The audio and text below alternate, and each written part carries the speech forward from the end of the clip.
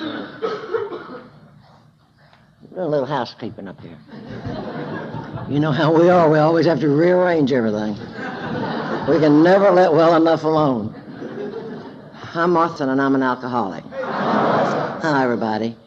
Because a loving God was with me on the night of December the 31st, 1973, and stayed that night with me and led me to you people, and since that time has generally worked through you, I've not had a drink since that day, and for this time sober with you, I'm as grateful as I'm capable of being.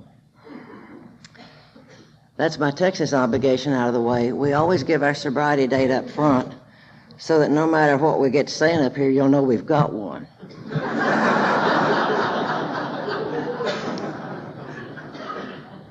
I want to thank Victor and the committee for inviting me. I was very pleased to receive this invitation. I find it a privilege to do anything I'm asked to do in Alcoholics Anonymous.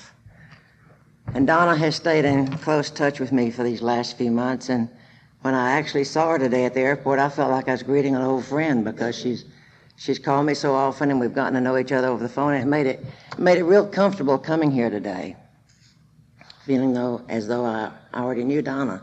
So she's made me very comfortable here. She's not one real comfortable. She was nervous, and so I told her that I'm always nervous when I do this. I don't know about any of y'all, but anytime I'm going to be honest for a whole hour, by God, it makes me nervous.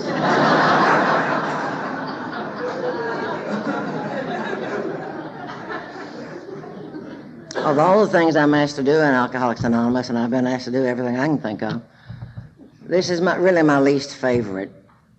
But my original sponsor, told me that I really ought to like it.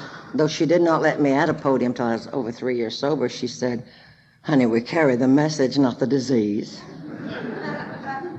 But she told me she said, "Martha, you really ought to like it," because she said it's the only time, and she underscored only time, that you'll be an authority about whatever the hell it is you're saying.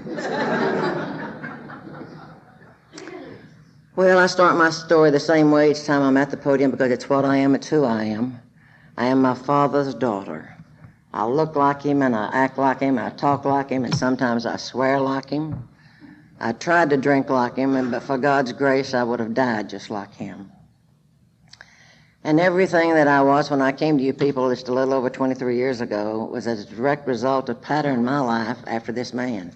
Now, I know today that I was rigging myself for this disease from the get-go because my daddy was a full-blown alcoholic, and I walked around acting just like him. I saw him intimidate my mother, and I had her intimidated before I was 10 years old. I saw him steamroll people, and I learned to steamroll. Now, my daddy was a very hard and harsh and direct man, but I was grown and probably in my 30s by the time I found out he was a marshmallow inside. A marshmallow. And I had overshot the mark completely, and I was hard to the core. Right to the core. The first line in our literature that I could identify with is the one that says alcoholics are like tornadoes roaring through the lives of others. Because of the way I saw him act and the way I acted, I had roared through an awful lot of lives when I got here. Now, my daddy raised me a little differently. I'm the youngest of 3 daughters, and he raised me a little differently than my sisters. Each week he just handed them their allowance, and I had to work in his office for mine. And when we got bicycles, they always got a girl's bicycle, and I always got a boy's bicycle. And there was just always this little difference. And I know today, of course, that he was raising me as the son he had not had until that time.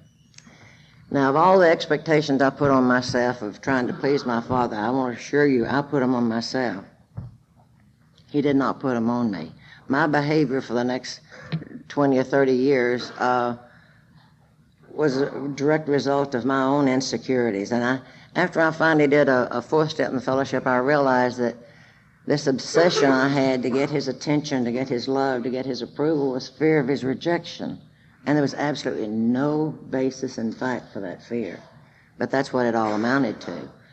You know, to skip ahead just a little bit, the reason I married my second husband was because my daddy liked him so well. I didn't like him worth a damn. But my daddy was crazy about him. So, you know, that sort of gives you an idea of the sick relationship I had with my daddy, about the way I felt about him. My mother and daddy divorced right before my junior year in high school, and I was raised in a little town northeast of Dallas called Greenville. And Mother and I moved to, my two older sisters had already gone to college and left home. And Mother and I moved to Dallas. And I spent every weekend getting on the train and driving to Greenville to spend the weekend with my daddy. Every weekend, that's what I did. And I know today that the hostility I felt for that lady most of my adult life was because she took me away from my daddy. Because everything centered around my daddy. Now, he and I only had one serious argument that I ever recall. It was whether or not I was going to go to college. He said I was, and I said I wasn't. And I had taken a bunch of business courses in high school, and I wanted to hurry up and get a job and show my daddy what I could do. So I graduated when I was 16, and before my 17th birthday, I had an excellent job with one of the largest companies in the Southwest.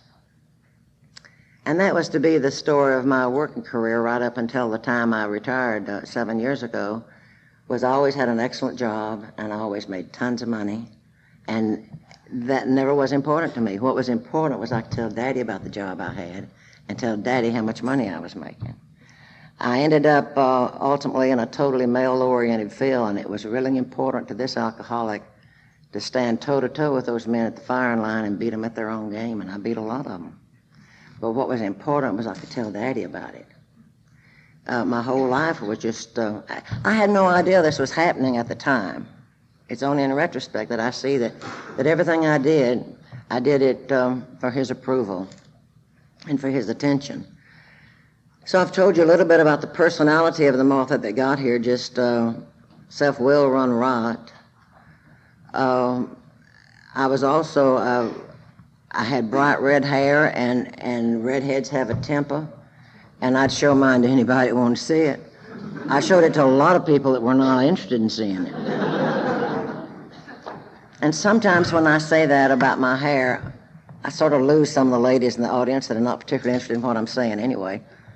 And then I say that about my hair, and no, I don't color my hair. Red and gray makes this color.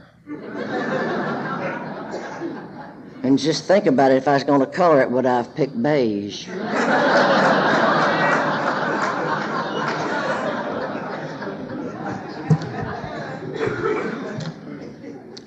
Well, now that I've told you about the personality you had to deal with, I'll tell you a little bit about the way I drank. Now, before we ever left Greenville, my mother and I, my daddy sat me down at the kitchen table and started pouring straight shots down me, because what kids did after they got to a certain age in Greenville is they slipped off and went to Dallas and drank, and I was up to slipping off age. So he sat me down and poured straight shots down me, and that was the only time I ever got physically ill from drinking, was that session at the kitchen table with my daddy. So when it was time to slip off and go to Dallas, I did that. I just didn't drink when I got there. I married right before I was 20 years old, and I thought we ran with a real sophisticated crowd. And they drank all these fancy drinks, and I tried to drink all of them. It took me all night to get the water and the 7-Up just right with one little shot of bourbon. And if that's the way you're going to drink, you're never going to make this program. So I was a real late bloomer. That marriage ended in my late 20s, and by that time we had moved to Houston. And we did not have liquor by the drink at that time in Houston, but we had a lot of clubs. And I was a member of all of them. I hit the floor running, and I doubled up, and I caught up, and I became a daily drinker from that time till the day I came to you people. Now, I know that a lot of y'all got here in real bad shape. You'd blown out your stomachs and your livers, and you were just a mess when you got here. I was healthy as a horse, but my feet were gone, because everything I did drinking, I did to my feet. All of my toes have been broken 2 or 3 times. I walked out my front door one day, and I didn't even fall. I was just walking strange. And I sort of came off a step and landed funny, and I broke nearly every bone in my right foot at one time. And I used to say that I fell around a lot, but it really wasn't true. I had trouble stopping when I got to immovable objects. I'd just crash into things to stop. I never went on vacation that I didn't do something to my feet the night before I left, or on the way, or as soon as I got there. through most of my photograph albums, I've either got one or two ace bandages on, or I'm on crutches, or I'm leaning on a cane, or I'm sitting in a wheelchair. And then I'm not doing any of those things, that's when I sobered up, right about then.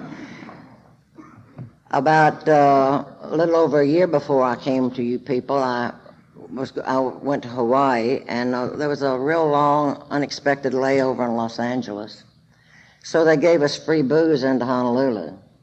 And I don't have to tell this crowd they wasn't a drop of nothing left when we landed. And everybody went to the hotel but me, and I went to the hospital. I pulled all the ligaments in my left foot and ankle. My father had remarried, and he had a son. I have a half-brother. I don't consider him my half-brother. He's just my brother. And he was in the Navy, and he was stationed in London. And my daddy said, if you're ever going over there, you ought to go where your brother's there. So, if that's what Daddy said, that's what I did. So September before I came to you in December, I went to England to visit my brother, and I broke 2 toes the night before I left. So I was off to England in my house slippers. I've been all over the world in house slippers. I never used to have to worry about what shoes to pack. I could never wear shoes. There was always something wrong with my feet. I don't have to worry too much about it now. The first 18 years I was sober, they cut on my feet 23 times, trying to straighten up some of the messes I'd made. And so I don't have a problem with shoes anymore. I just wear loafers, and that's just, if they're black, I'm dressed up. That's the way I decided. If I've got on black shoes, and if I have on black house slippers, I'm still dressed up. I used to say that I hadn't broken anything in my feet since I sobered up, but I can't say that anymore. A few years ago, I was sitting in my living room, and I got up to go across the room to my desk, and there was not one thing between me and that desk. But I got tangled up in a chair on the way over there, and I popped a toe, and good Lord of mercy. You know how in comic strips you see stars going around the head? I saw them. And I sat down at that desk, and then I started laughing, because that's the first I knew it hurt that damn bad. I had no idea. But every now and then, I would hurt something besides my feet. I took a Christmas party home with me one time, and we were all dancing in my living room. I was the only one that got tangled up in the telephone cord. And I fell over backwards, and as I went down, I caught my ear on the corner of a television set, and I ripped my ear nearly all the way off. But it was a good party, so I just held that sucker up there. And I went to the emergency room when everybody went home. We got a big medical center in Houston, and I knew all the emergency room attendants by their first name, and they all knew me. And then there's this dent in my head up here. Lord, that one nearly killed me. That's dangerous to get a blow up there. I got that when I got a whiplash in my living room. And I don't know a lot about that story, but I do know that if you're falling hard enough and fast enough, when your head hits a coffee table, you can just pop that neck right at home. You don't have to mess up your car or nothing. You can do it right in your own living room. And all I learned from that is that coffee tables were dangerous. And I didn't have another one for 27 years. I just bought one 3 months ago. For the first time in 27 years, I have a coffee table. Well, that's what I did. And I never once thought any of these accidents had anything to do with alcohol. I just thought that if I didn't have bad luck, I wouldn't have any luck at all. It just never occurred to me that alcohol had anything to do with it. It never occurred to me that I had a problem with alcohol. With this personality, I can assure you nobody ever mentioned that I had a problem with it either. But when I came to you, I told you that I had had trouble for about 6 months. And I'd been busting feet for over 30 years. But 6 months before I came to you, I was in June, I was celebrating my naked birthday, and the next day I didn't remember celebrating. So I assumed that I passed out, till some people started telling me some of the charming things I had said and done, and I realized I'd been on my feet all night. And I didn't think that was strange because I didn't think about it at all. My denial system was in place from the very beginning. But I guess that subconsciously it must have bothered me because within about a week or 10 days, I checked myself into the diagnostic clinic there at Houston, and they did a whole series of tests. And I came out with a diagnosis that was emotional reaction depression. And I didn't understand any of that, but I came out taking Elavil and Valium. And I took them with my scotch. Because this doctor had not bothered to tell me not to drink with this medication. And for a fairly good reason. I hadn't told him I drank.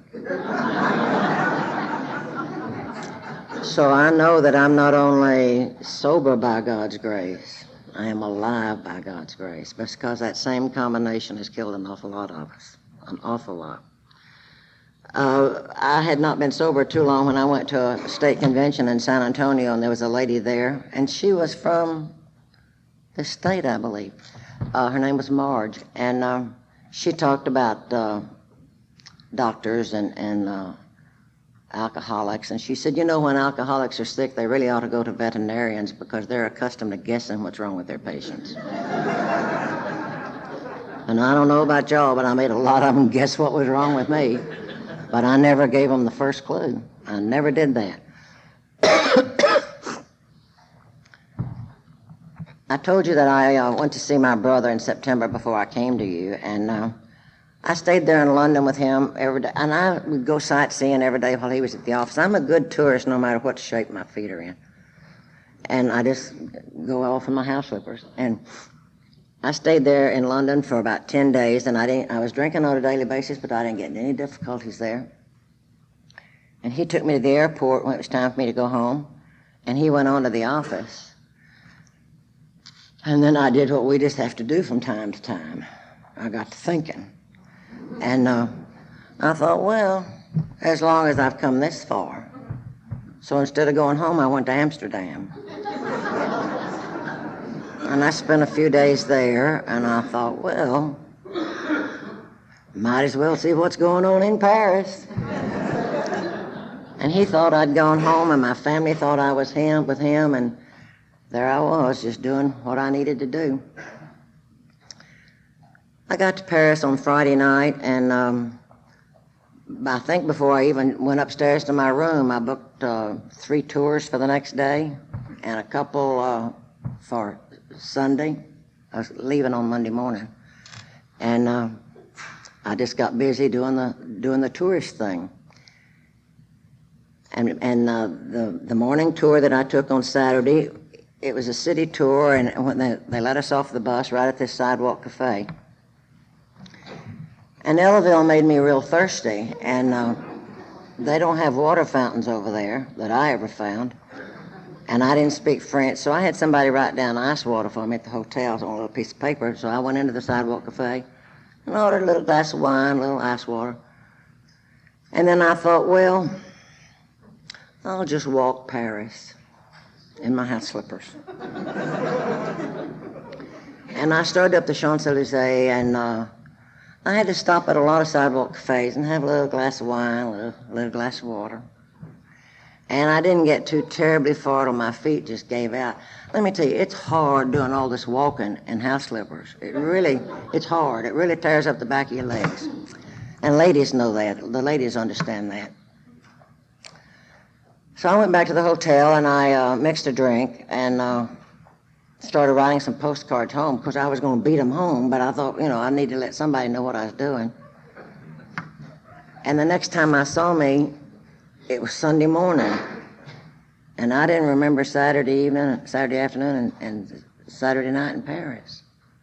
And I didn't think that was strange because I just went on the next tour. Went on. Never looked back. Nor was I to know what happened in Paris that night until I got my pictures developed. And apparently I had a fine time.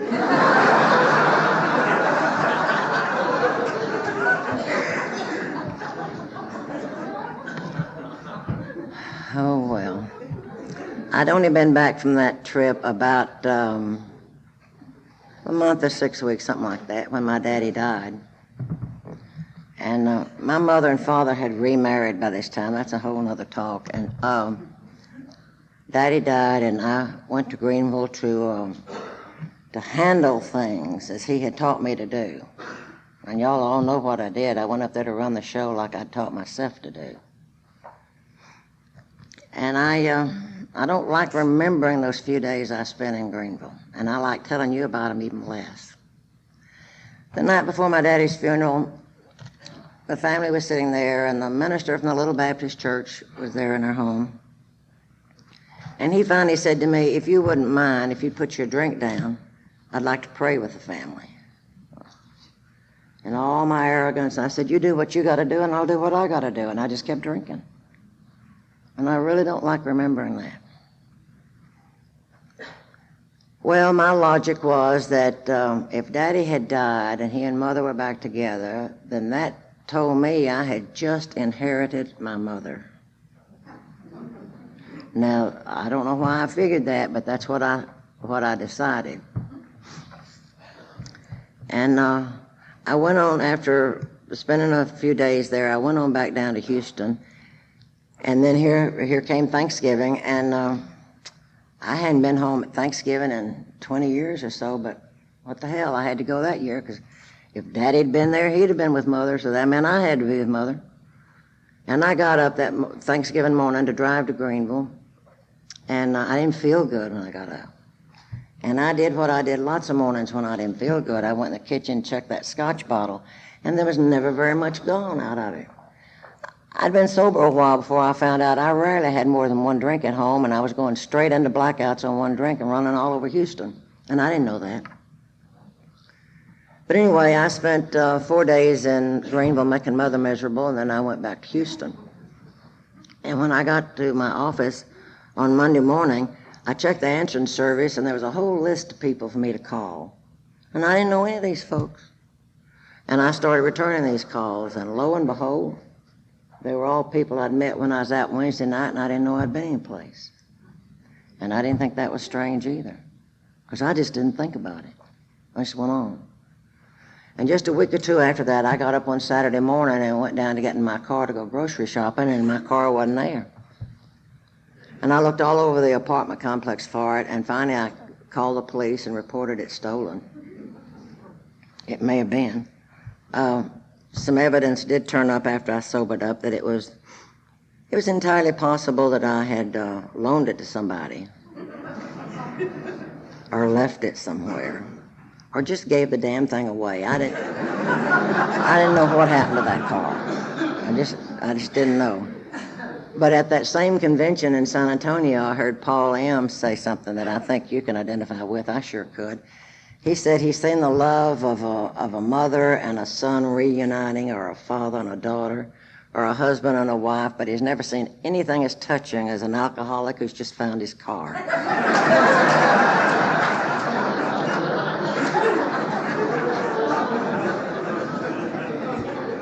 Well, I didn't find mine. But the insurance company settled with me about 3 weeks later, and I got a new car. And I made such a good deal on that car that the salesman and I got drunk in the showroom. And it never occurred to me that if he had something to celebrate, I hadn't made too good a deal. Nor did it occur to me that after you've spent that amount of money, that even though you've spent that amount of money to somebody, if you're drunk in their showroom, they will put you out. And I learned that day. The following Monday was New Year's Eve, and I went to work as I always did. You know, I never missed a day's work from drinking. Well, that's not exactly true. I never failed to turn up. I didn't always work when I got there, but I never failed to turn up because of drink. And so I was at work that day, and it was the coldest day that we had that year in Houston. And it was my plan just to go home 5 or 5:30 that afternoon and stay in out of harm's way on New Year's Eve. I said I didn't drink with the amateurs. I just drank with the pros. Lord, I had no idea how much truth there was in that when I was saying it. And so I went home and I put on a long robe and some fuzzy house slippers, and I had a steak marinating and a potato baking. And the next time I saw me, I was in a long black dress, let up to the knees on both sides. And I didn't have my glasses on. I'm blind as a bat without these glasses. and I couldn't breathe through my nose, and I couldn't bend my knees, and I was in jail. And I didn't know how any of these things happened. I had no idea why I was in jail. I had no idea how long I'd been in jail. That was, without a doubt, the worst night of my entire life. Without a doubt.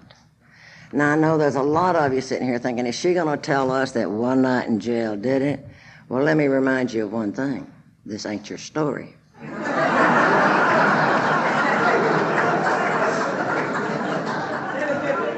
And one night in jail was a damn big deal in this story. I've never known such shame and degradation as I knew that night. I want to assure everybody in the room that I had done much more shameful and degrading things than going to jail. But I'd done them by choice, and this had not been my choice. When I give my sobriety date, I always say a loving God was with me, and I don't think I could have maintained my sanity if I had not felt that. There's a prayer in my church, and the last line of that prayer is, wherever I am, God is. And I said that a gazillion times that night, and that's the only way I got through that night. They finally let me make a telephone call about midnight, and I called a nephew that's a lawyer, and I couldn't reach him, so I called another nephew that I'd gotten out of jail a time or two, so I thought turnabout was fair play. And he came down and made bail for me, but the accident division had a hold on me, and they kept me till 5 the next morning. And then he took me home. And I called, finally reached the nephew that's the lawyer to see if he could find out why I'd been in jail. I think it's strange they don't tell you. But he said, or maybe they told me and I don't remember it, I don't know. Anyway, I didn't know why I'd been there. I sort of feared I'd been in a car wreck because I had all the old familiar aches and pains. And not being able to bend my knees and having a green nose gave me one clue. And my glasses being broken right square in the middle. But anyway, he said he would find out the next day what had happened. He wasn't going to do it New Year's Day, but he'd find out the next day. And I didn't drink that day.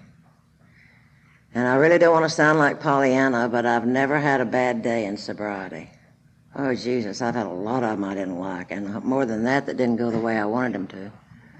But every time I think I'm having a bad day, I lay it up beside that first day I didn't drink, and they all look pretty damn good now. Everything is relative. Next time you're having a bad day, just lay it up beside that first day you didn't drink. It'll make it a joyous day for you. Well, the next morning, my nephew called me to tell me that just a few blocks from my house in my brand new car, I had rear-ended another brand new car, and I'd been in jail before 8 o'clock on New Year's Eve. And when I found out what had happened, and I have no idea why it was important for me to find out what happened first, and nor do I care anymore. But once I found out I had not physically harmed anybody, I called our intergroup office, and I have no idea how I knew to do that, except by God's grace. I didn't know zip about Alcoholics Anonymous. I'd had a blind date with a fellow that was in AA many years before, and that was pretty strange. He just sat and watched me drink all night. Well, that wasn't my style, and we didn't do that twice. So that's all I knew about Alcoholics Anonymous, but as I say, God's grace led me to call our intergroup office, and God sent exactly the right 2 women that day to bring me the message of our program. Because if he'd have sent some of you, I couldn't have heard you. And if he'd sent others, I'd have steamrolled right over you. But he sent exactly the right 2 women. They explained a lot of things to me that day. They told me about alcoholism being a disease, and they explained, when I told them about these gaps missing in my life and about not remembering why I was in jail or the wreck or anything else, they explained blackouts to me. They also told me that it was that alcoholism was like an elevator and I could get off on any floor. And I told them about the steel mesh elevator in jail, and they told me I never had to go to jail again. And they got my attention right then. Now, they tell me I was the easiest 12-step call they ever made, because this was by this time it was Wednesday. And I lived upstairs then, and we decided the three of us wouldn't be able to get me downstairs since my knees weren't working.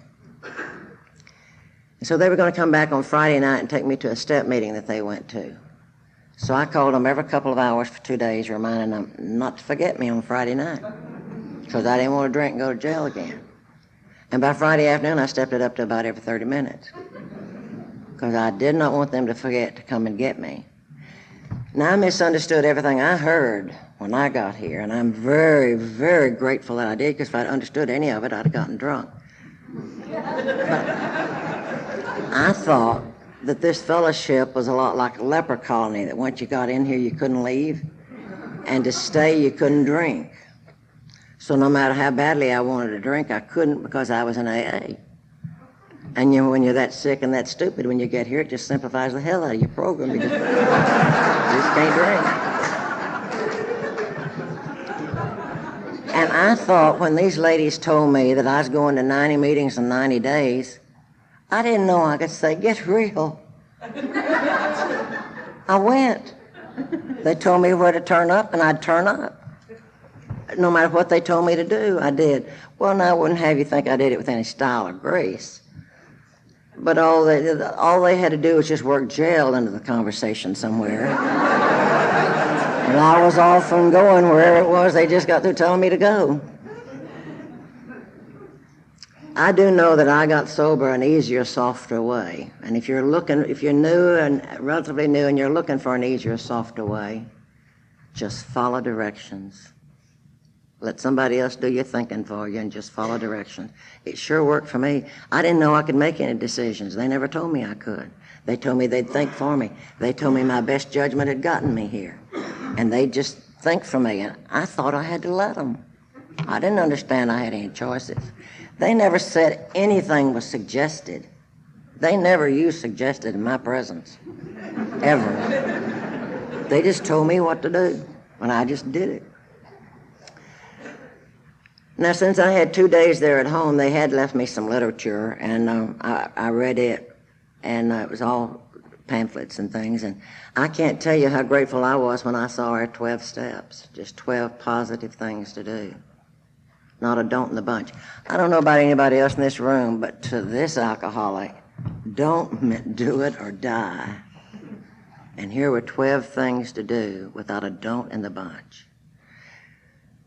That gave me an awful lot of hope and an awful lot of comfort. Now, I will admit they looked a little easier in first reading than they've been, but they gave me hope, and that's what's the important point. And I knew for a certainty that my night in jail, talking to my God all night long, and for the first time in my life, admitting that alcohol probably had something to do with all those accidents, probably had something to do with me being in jail, and for the first time ever, not only acknowledging but accepting that alcohol was a problem in my life.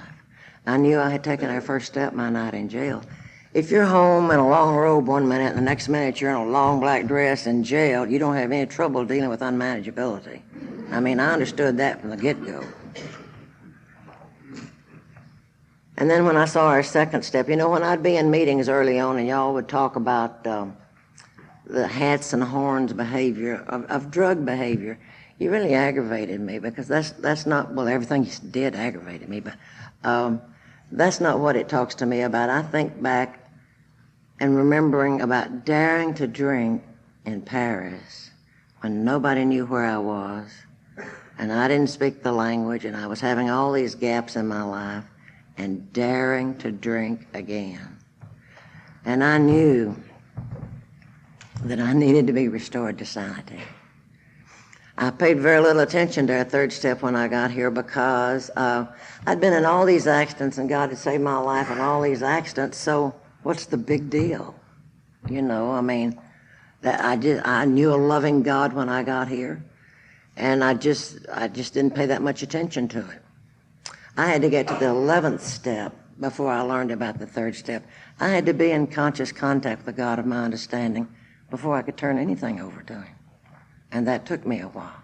I know today that I do our third step better than I've ever done it before, because I have more days of peace and harmony than I've ever had in my life. Anytime I'm having a good day, I know whose will is working in my life. And anytime it gets turned, I know who's running it. It's always me. It's always me. I told these ladies that I needed to know when to do the fourth step, and they'd say, "You'll know." Oh, that irritated me. They knew I followed directions. If they'd just tell me when to do the damn thing, I'd do it. And they'd say, "You'll know." Well, some things had come up in my memory that I had not ever talked to God about or anybody else. And I was beginning to think I needed to do something about this. And I went to my minister, who is very knowledgeable about our program, and I explained to him that I didn't think I could do the fourth and fifth step because I heard people talking about Joe Blow doing the fourth step and getting drunk. And he said, "Martha, the steps get you sober, not drunk. And you have to do the fourth and fifth steps because they're the cleansing steps of the program." But he said, "You can turn the fourth step into the most positive thing you've ever done is as you write each thing, say, 'Thank God I don't have to do that again.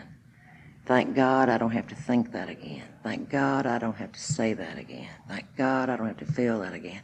Turn everything you write into a positive affirmation." And truly, the fourth step to me is the easiest step in all 12 steps to do. And he said about the fifth step, he said, "Martha, you've been justifying your behavior as long as I've known you. And it's the one time you say everything you've ever done, and you don't have to justify a word of it. You just have to do it." So at just about 5 months sober, I got a great deal of comfort from doing a very, very superficial fourth and fifth step. But the important thing about that is it was good enough to keep me sober till I could do a thorough fourth and fifth step. That's been my experience, that I've done one about once a year, simply because I have a loving God, and he has not allowed me to remember everything at one time that I've had to find out about myself, or it surely would have knocked me to my knees. I've not been blessed with total recall. So as I've done one fifth step, it seems to me that layers open up and I'm able to do the next one. And I'm very grateful that it's happened that way for me. I've had to find out too many negatives about Martha that I surely wouldn't have wanted to know all at once. So that's been my experience with the fourth and fifth step, that it's been something I've needed to do on a regular basis. When I was in meetings with y'all and you talked about the sixth and seventh step, I haven't got a clue what you said. But what I heard was that God had removed all your defects of character. And he hadn't done zip with mine. Not zip. And I spent a good portion of my day praying away every new feeling that I felt. And I'm glad God knows which prayers are goofy, because if he'd answered half of my prayers, I'd have been a vegetable. I mean, I was just praying everything away. And for a long time, I didn't know exactly what it was I expected to happen, but I think ultimately I do know what I expected. I expected one night to go to bed just meaner than a junkyard dog and wake up precious the next day. And that didn't happen. And it hadn't happened yet. It's a very subtle thing in my life today. If I am loving and kind to you today, instead of steamrolling you or using my temper like a blowtorch as I did it in the past, that is God removing my defects of character. If I can verbalize my anger in an acceptable way, that is God removing my defects of character. I don't expect to ever be left defenseless without anger. But I expect myself, with God's help, to learn to verbalize it in an acceptable way. And anytime I'm a friend to you, instead of backstabbing you, that is God removing my defects of character. So it's been a very subtle thing in my life. And depending on my spiritual condition, my character defects stay in check fairly good. But I can run any one of them out in a second. In a second. But I can roll them back in a lot quicker than I ever did before, and that's with God's help. The first week I was here, I started making a list of people I had harmed, and it looked like the Houston Yellow Pages. And these ladies told me that I just wasn't that important, that probably I'd aggravated the hell out of that many people, but I hadn't harmed that many.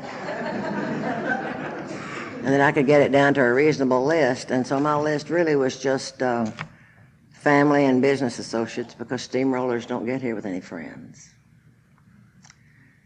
And I got to make most of my amends twice because I did them the first time around without talking to my sponsor about it or anything else. I just did them when I thought it was time to do them. And then I finally learned that all I had to do was get willing, and then God would tell me when and where to do it. So I got to do them twice. I had serious business amends to make, and very few of them were accepted, but that's all right. My part in it was I was to make them, and I did that. And I'd made amends to my mother, and I didn't feel any better for having done it. I had never done anything overtly to my mother.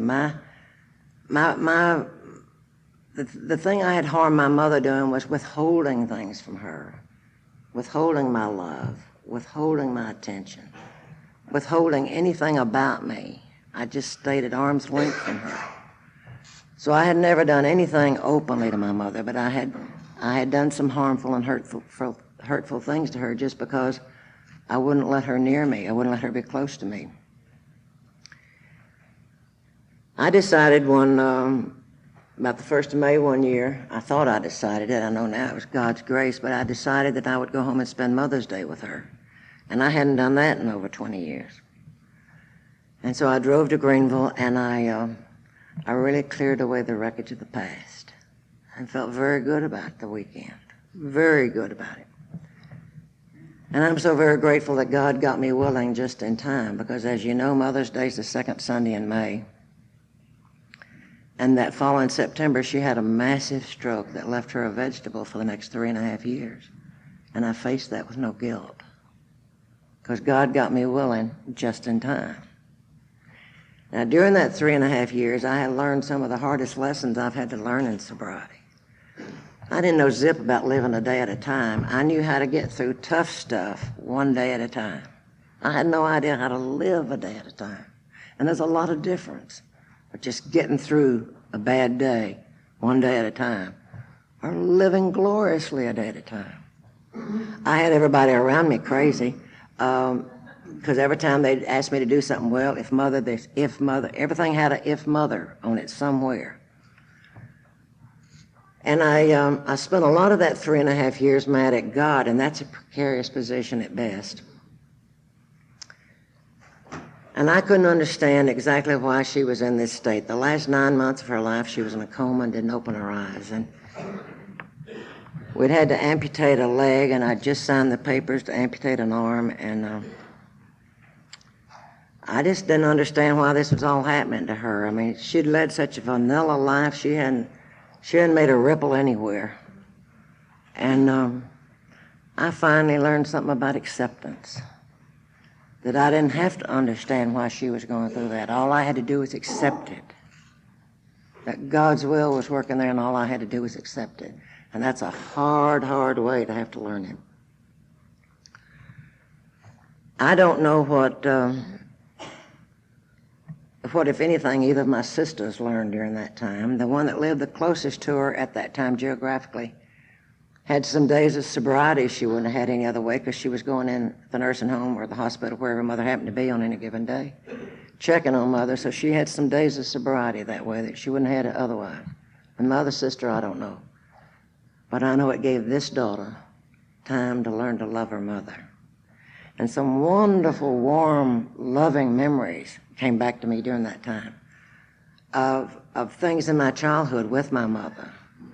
Her sitting me down, trying to teach me to embroider and do little girl things, trying to turn this tomboy into a young lady.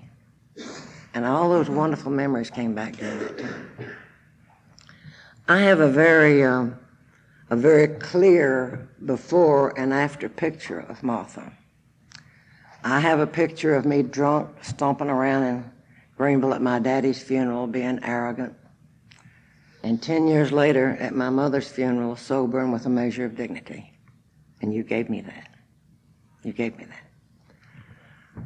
I didn't know what I was going to do with the 10th step, because it's really hard to deal with the 10th step if you've never been wrong.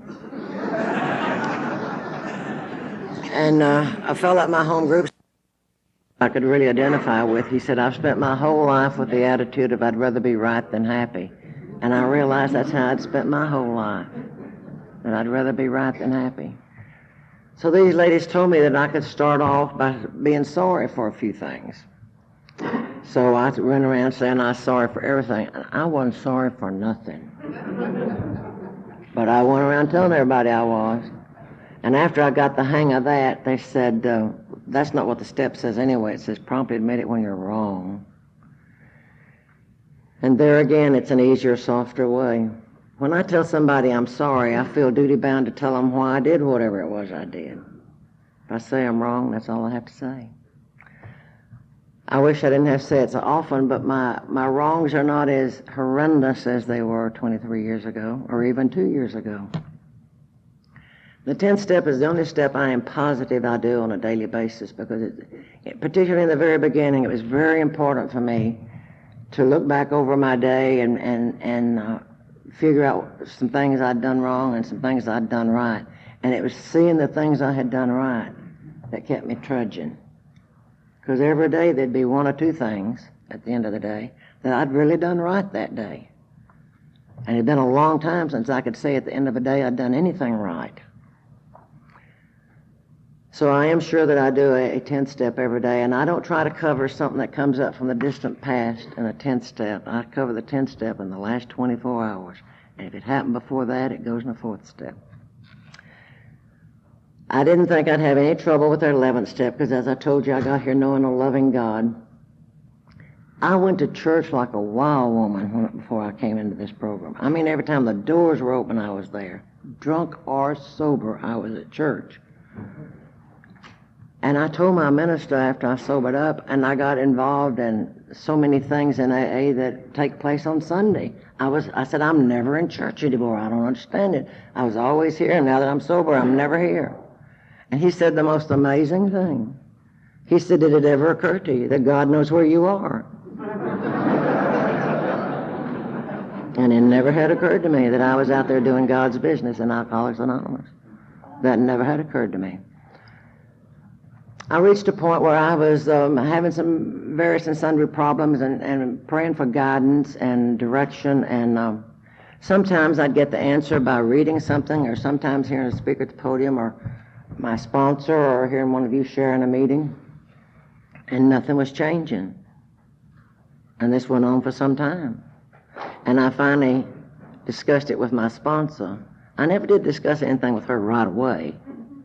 I'd always work on it a while. And she said, Martha, I think you're leaving out a pretty important part of that step.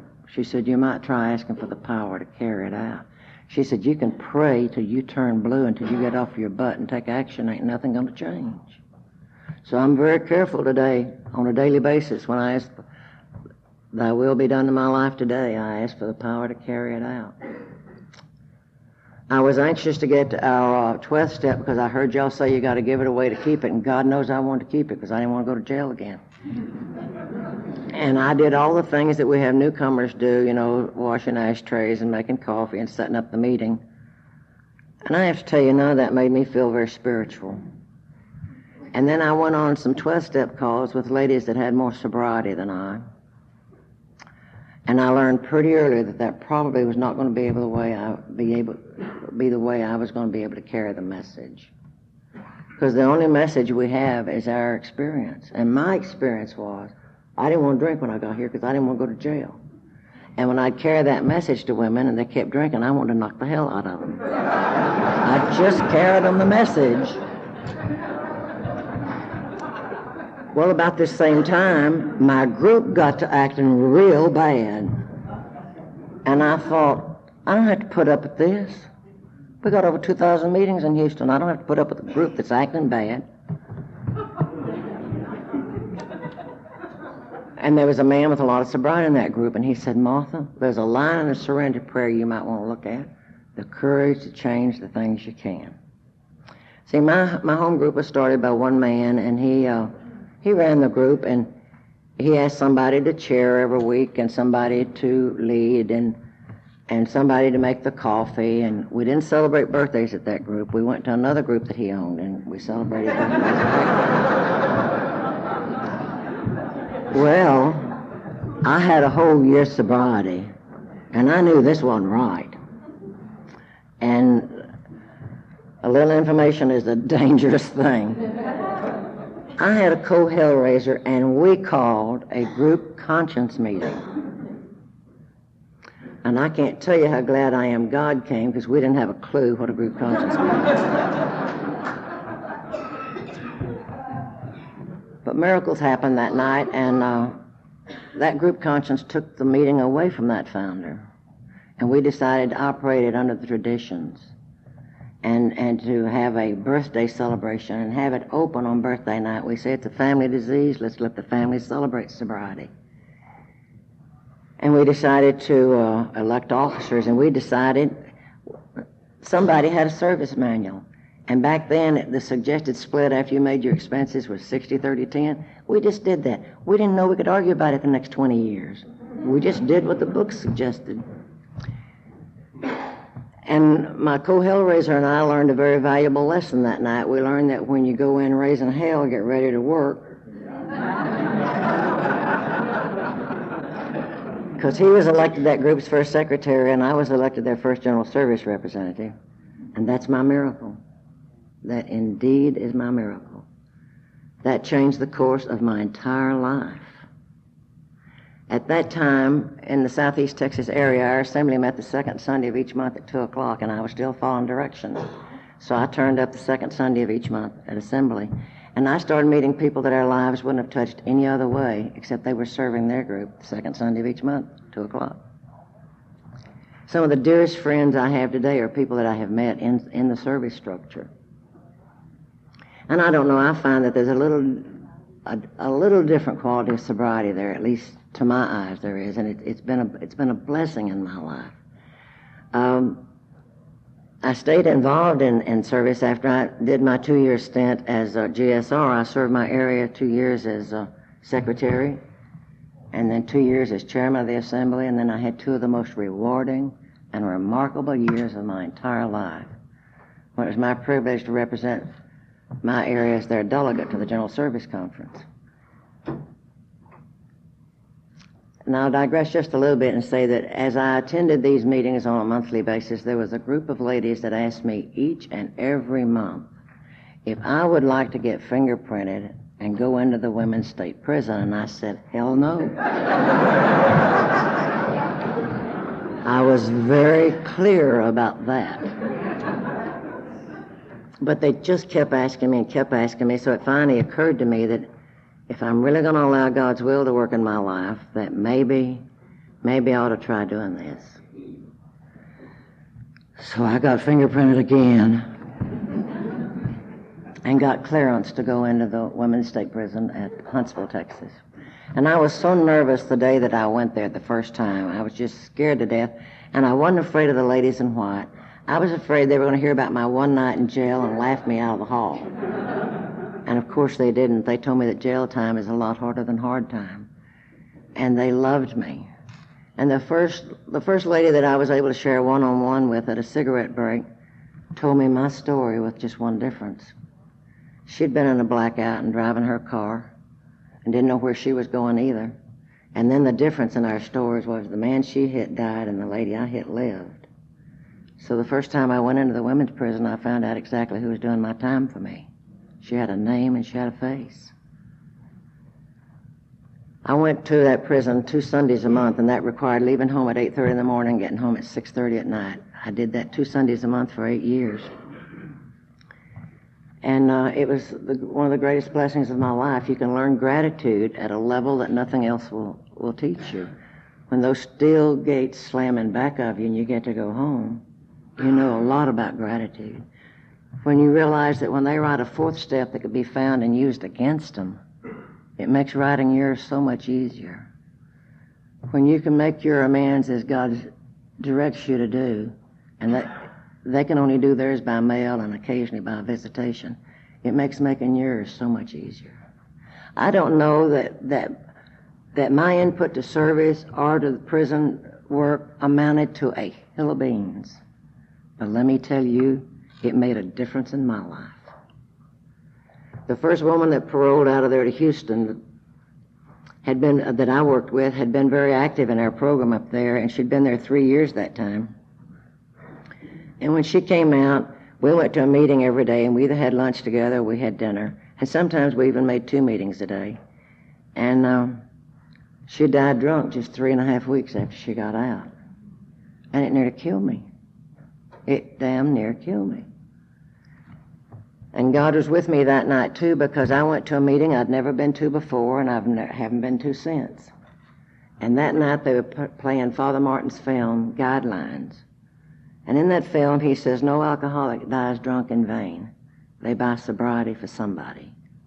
And Carla bought me mine. She showed me as graphically as we can show one another that this is a progressive disease. She'd not drank in over 3.5 years. In 3.5 weeks, she was dead from alcoholism. Those are just a couple of the reasons that I stayed involved in prison AA. And then when I was elected delegate for our area, I don't know if you know how your committee assignment is, but all of AA's business is done by committee. And you serve on a committee and you're drawn by lot. It has nothing to do with anything that you know anything about. Your name's drawn by lot. And you could have heard me yelling all the way up here when I got my assignment, and it was corrections. Because you see, they just moved the women away from Huntsville, too far for me to get to anymore. And I told my sponsor I was really irate about all this, as if it was going to make any difference to the state of Texas whether or not I liked it.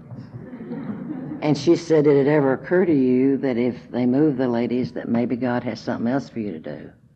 Well, of course, that never occurred to me. I never thought about God first. God was always a fallback position. And sure enough, the June after they moved the ladies, the following October, I was elected delegate. And so I was able to continue in corrections for 2 more years. And then I thought I was through again. And I don't get into the women's prison hardly at all anymore because it's too far for me to get there and back on a one day. And then all of a sudden, a few years ago, I was asked to put my resume in for an appointed member to the Trustees Correctional Committee at GSO. And I did, and I was chosen. And so for 4 more years, I went to New York 4 times a year and met with the Trustees Committee on Corrections and was able to stay involved 4 more years in corrections. And I finished that term with the conference last year of 96. And once again, I think I'm through. It's going to be interesting to see what God finds for me to do in corrections next, because he always finds something for me to do, it seems to me. So in telling you in general a little bit about what I was like and more specifically what happened to me, I've told you pretty much what I'm like today. AA is the very center of my life. Now, that's not to say that all I do is go to AA meetings, but whatever I'm doing with sober people, and I'm doing it sober. And I've had so many blessings in sobriety that if I started trying to tell you even half of them, I'd be up here all night long. All the blessings that have come to me strictly because I'm a member of Alcoholics Anonymous and try to live this program on a daily basis. But I guess one of the greatest gifts I've gotten in sobriety has been I've learned something about love. When I got here, I didn't know zip about love. I knew a lot about falling into heat, but I didn't know nothing about love. And I had a beautiful, beautiful teacher in my first sponsor, and she actually took what God sent her and walked me into sobriety with her love. Now, the only language I had when I got here was profanity. And I can see her today with me talking to her and her eyes just blinking when I talk. And she never once said anything to me about my profanity. She knew that when I finally could hear it myself, I'd do something about it. She and I would go to dinner each Thursday night before my home group meeting, and she then would go into the meeting with me. And every Thursday night she bought my dinner, and it nearly drove me crazy. Because every Thursday night I'd have to say thank you. I had as much money as that old lady had, and she did not need to buy my dinner. And it would be a birthday at my group, and it wouldn't be my birthday, and she'd bring me a present. And I'd have to say thank you. Every time I turned around, she had me saying thank you for something. And that had never been words I used. I expected a lot of good stuff all my life, but I never thanked anybody for it. I just figured all the good stuff was my due. And I guess I finally learned what she was trying to teach me, that you cannot give until you've learned to receive. And that this alcoholic was not going to learn to receive emotionally or spiritually till I could learn to receive materially. And she took the time to teach me. It was just a little over a month after my mother had her massive stroke that my sponsor died. And they were taking bets in Houston whether or not I was going to stay sober. Because this was the only person I had ever trusted in my life, and the only person I'd ever really loved in my life, and had let get close enough to me to really love me. And it was just a devastating blow to me. Of course, I know today if I don't forget the things that she's taught me, I have her with me all the time. But I didn't know that day in the middle of my grief. But even in her death, she was teaching me and helping me, because up until that time, she was about the only one I would listen to. Oh, I'd hear y'all, but, I didn't act on it too often. But when she died, the pain was so horrendous, I had to let the wall down and let anybody help me. Anybody. So she was helping me even in her death. Her sobriety has touched every life in this room tonight, because so many of the things I've said are the things she taught me. So her sobriety goes on and on and on. I have another sponsor. I've had her now for 18 years. And when she introduces herself, she says, I'm Doris and I'm a happy alcoholic. And she's taught me to live happy, joyous, and free. Aunt Lee had me through all the hard stuff, getting me up to 6 years old. But Doris has been able to teach me how to really live and enjoy living. And it's been a real blessing in my life, a real blessing. I don't know why, through all the years, I had to go other places and hear other people at all the conventions that I went to say things that probably somebody was saying at home. I had trouble dealing with serenity. God Almighty, I never used that word in the same sentence with my name. And then I went to a convention, I heard a lady say that serenity was not the absence of conflict in your life, it was the ability to cope with conflict. And that made a difference in my life. And then I heard a man at a convention talk about humility, and that's another word that I didn't use with me. And he said, humility is not thinking less of yourself, it's thinking of yourself less often. And sometimes I can do that. And then another convention, hearing a man say it's not alcoholism, it's not alcoholism, it's alcoholism, and you treat it today. If you're having a bad day today, treat your alcoholism. And I had to drive so many miles to go to conventions just like this, to hear the things that really made a big difference in my life. I had to go all the way to Colorado to hear a lady say something that turned my life around instantly. And it can turn yours around too. When she was talking about service in AA, she said, I approached that with the attitude of looking for reasons to say yes instead of excuses to say no. And that'll turn you around in a second. And I know today, I had to go to a lot of conventions just like we're in this weekend. Because when I hear a stranger at the podium, I can cut out all personality and I can hear principle. And I can't always do that at home. Quite often at home, I know you'll find this hard to believe, but I've been known to take people's inventory as they speak. So today I know that I have all these choices that I didn't understand when I first got here. And I know I don't have to stay here just because I'm in AA, that I can leave. And I know that it's my choice whether or not I'm your friend or your enemy. I know whether or not it's my choice whether or not I have a good day or a bad day, and it hadn't got anything to do with anything outside of me. It's an inside job. And I understand all this today. I understand all the choices that I have in my life today. And I understand today, too, that if I want to drink, even though I'm in Alcoholics Anonymous, if I want to drink, I can. And I don't have the words to tell you how grateful I am that I don't choose to drink today. that I choose to be with all of you as we all trudge the road of happy destiny. And thank you so much for having me here this weekend.